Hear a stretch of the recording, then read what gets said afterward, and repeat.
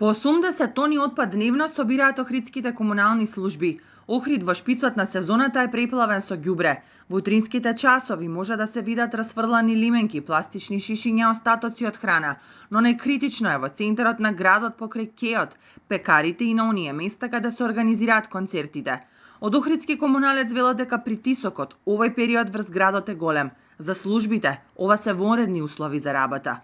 Имаме огромни количини на смет, ако земиме дека имаме поставено 800 контейнери од 1,1 кубик на територија на општина Охрид и заедно со рефусот кој го подигаме од домакинствата, можам да кажам преку 1000 метри кубни комунален отпад собираме во текот на денот или 80 тони. Тоа е огромна количина.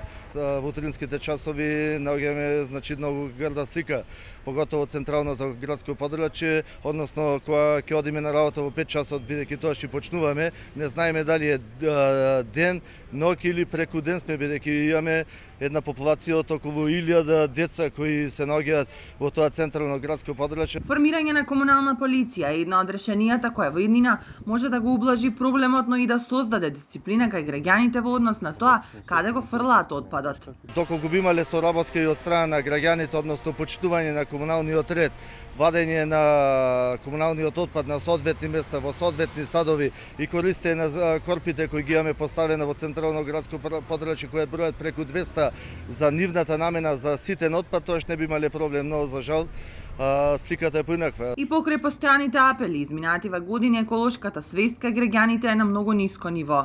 Освен отпадоци и пластика, многу често најразличен кабаст отпад, градежен шут по куќнина па и цели купатила завршуваат на дното на езерото.